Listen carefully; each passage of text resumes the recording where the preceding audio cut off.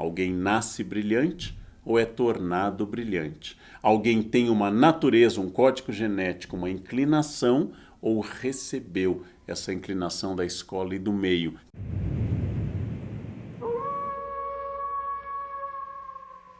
Existe um tema que causa um debate em filosofia, em psicologia, um tema muito antigo, muito interessante.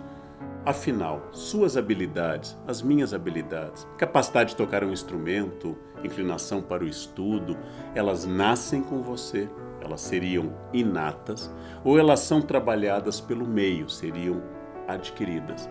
Esse é um debate muito grande. Alguns neurocientistas contemporâneos gostam de dizer que, claro, nós temos uma carga genética, nós temos especificidades genéticas e essas características vêm conosco desde o nascimento.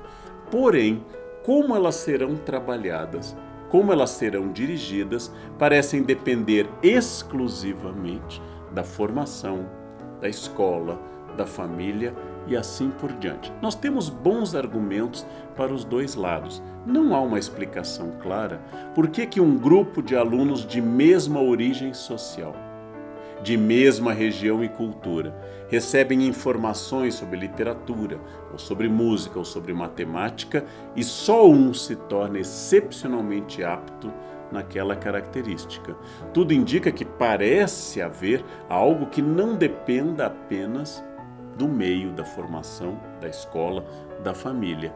Porém, como cada um se relacionou, por exemplo, com a aula? Vamos dar um exemplo.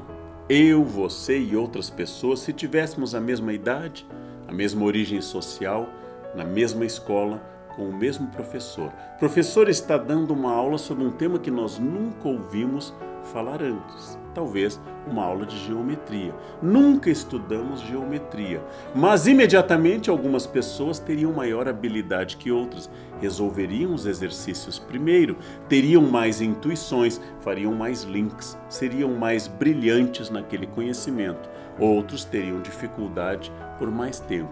Isso seria um argumento para os que defendem natureza, ou seja, algo inato, algo que eu trago, aquilo que a gente chama de ele tem jeito para matemática, ele tem dom para a matemática, ele tem talento, ele tem vocação.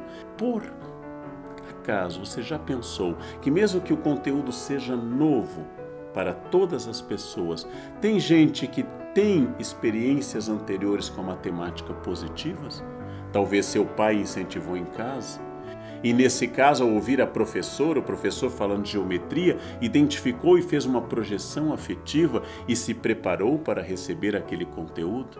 Outra pessoa, por acidente, por exemplo, foi exposta a um conhecimento matemático. Outra pessoa, por exemplo, gosta muito da professora de geometria.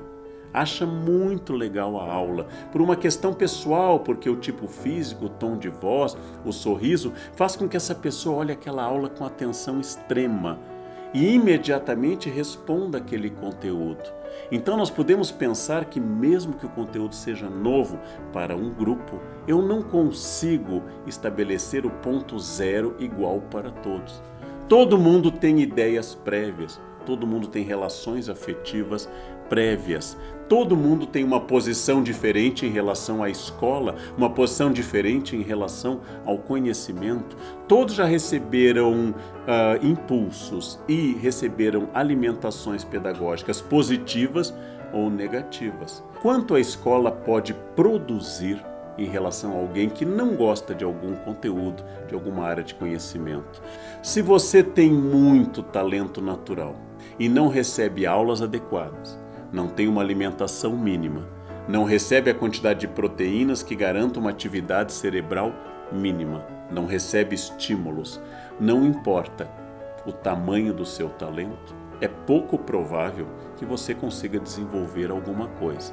E da mesma forma, se eu mesmo não tendo talentos naturais, receber uma excelente formação, receber estímulos muito adequados e tiver condições prévias, biológicas, orgânicas para exercer essa inteligência, é provável que eu consiga mais do que aquela pessoa que não tem essas mesmas condições. Então o que eu estou dizendo é que não importa se você segue a teoria da natureza ou da vocação, se você segue a teoria da escola ou desse nurture, você, com uma boa escola, com estímulo familiar, com condições sociais e econômicas boas, pode fazer muito para um aluno.